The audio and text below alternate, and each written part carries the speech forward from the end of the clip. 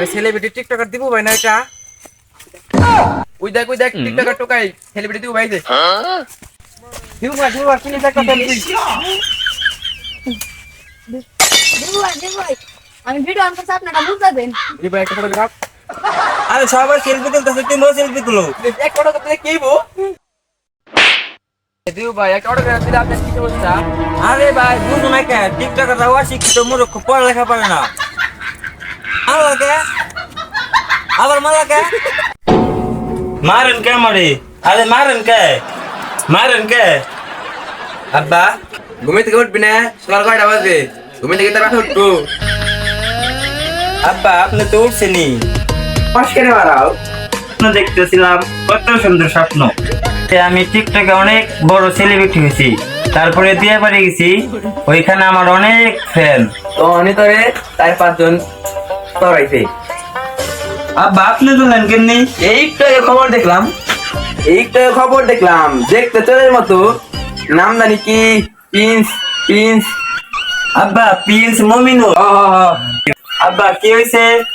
আমি তোর বড় বিগ ফ্যান মার খাইতে তুই সুন্দর পিছনে আছে তুই নিচে ঘুমাই থাকে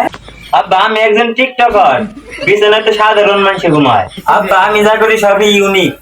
তোর মায়েরে কইছিলাম সময় মতো পোলিও টিকা খাওয়াই নিতে তাহলে এদিনটা দেখতে হইতো না আমার তোর জন্মের সময় ছেলেকে একটা মূল্যবান জিনিস দিয়ে জন্ম নিছিলি থেকে অনেক মানুষ আমাকে অনেক কথা কইছে তাতে আমার কোনো দুঃখ লাগে না এতটা দুঃখ লাগে তুই বড় হওয়ার পরে এই টিকটক করাতে আব্বা এইভাবে অপমান করা ঠিক না টিকটকারদের একটা ভবিষ্যৎ আছে তুই আমার হাতের দিকে তাকাতো দেখ তুই কিছু দেখতে পাস না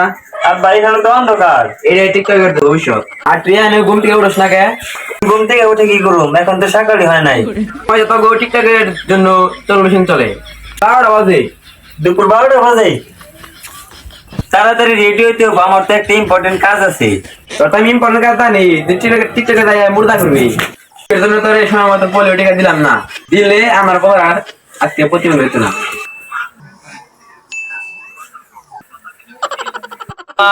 আমার পেশ কনে আচ্ছা এটা তো দেখ বাথরুমের ভিতরে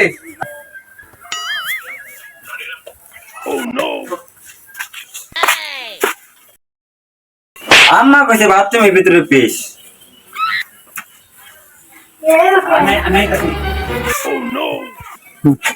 খারাপ না আম্মা নতুন বেশটা তো সেই সমস্যা লেগে নুনটা কিন্তু গন্ধটা ভালো না তুই এটা কি দিয়ে দাঁত মাস্তাছ কই পাইলি আর তুমি না গেলা পেশ বাথরুমের ভিতরে আরে পেশ এই যে বাথরুমের ভিতরে তাইলে যে মা নিজের দাঁত মারতেছে এটা কি প্রতিটা টিকটকের মাথায় যা থাকে কি গু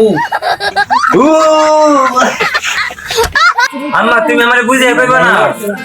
আমি তো জানি টিকটকের হাতায় কনসেন্স থাকে না তারি 15 সেকেন্ডের কন্টেন্ট নিয়ে বাজারে যায় 1 লিটার তেল নিয়ে আগের বার রসুন আনতে পাঠাইছিলাম 16 বছর গেছিলি 1 মাস পর বাড়ি ফিরছে একটা ভিডিও ফাড়ি হতে গেল না এই টিকটকে নিয়ে কিছুদিন পরে এবারে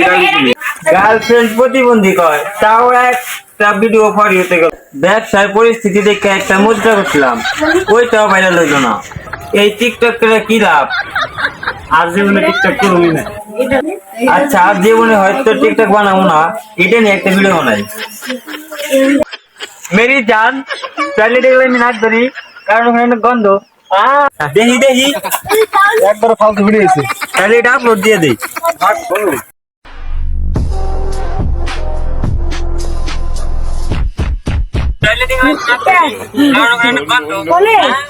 এরকম ফালতু টিকটকার তো পুরাই অস্থির আমি তো দেবো ভাইয়ের উইক ফ্যান আর একটা ভিডিও চালা